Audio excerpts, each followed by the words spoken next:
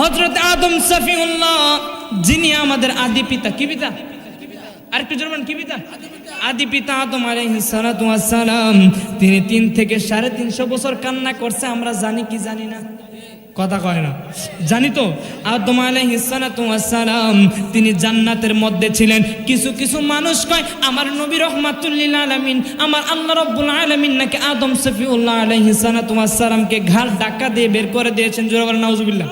আরেকটু জোরে বলেন, আমার আল্লাহ রাব্বুল আলামিন আদম সফিউল্লাহ আলাইহিস সালাতু ওয়াস সালামকে হেকমতান দুনিয়ার মধ্যে পাঠিয়েছে, কোনো অসম্মানই করে নাই। ও আমার বন্ধু, আদম সফিউল্লাহ আলাইহিস সালাতু ওয়াস সালামকে আমার আল্লাহ যখন দুনিয়ার মধ্যে পাঠাই দিলেন, আদম সফিউল্লাহ আলাইহিস সালাতু ওয়াস সালাম তিনি 1 দিন 2 দিন 3 দিন 4 দিন 5 দিন 1 মাস 2 মাস 3 মাস 1 বছর 2 বছর 3 বছর এমনি ভাবে 3 থেকে 350 বছর আমার আল্লাহর দরবারে কান্না করতেছে। আমার একদিন আমার আদম সফিউল্লাহ আমার আল্লাহকে বলে, আল্লাহ, ও আল্লাহ গো, আপনার প্রিয় মাহবুব বান্দার উসিলায় আমি আদমকে ইল্লাল্লাহ তার সাথে মুহাম্মাদুর রাসূলুল্লাহ, জোরে জোরে কি বলবেন না? আল্লাহু আকবার।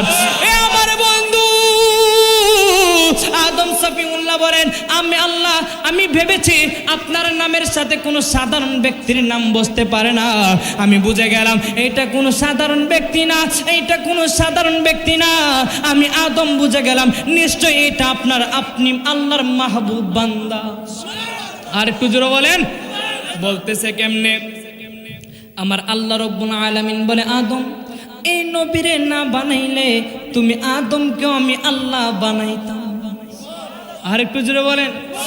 আদি পিতা আদম যখন মুসিবতে পড়ে, মোদের নবীর উসিলাতে আল্লাহ কবুল করে।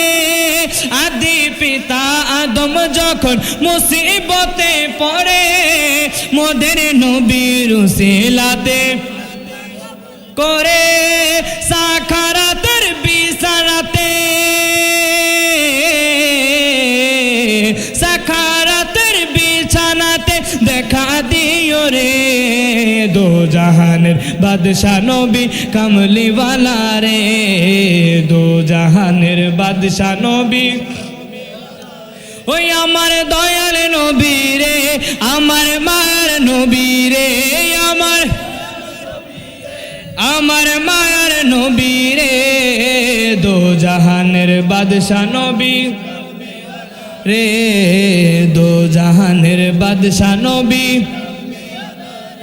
আমার মনের ঘরেতে রেখেছি যারে, আমার মনের ঘরেতে রেখেছি যারে, দো জাহানের বাদশা নবী রে, দো জাহানের বাদশা নবী।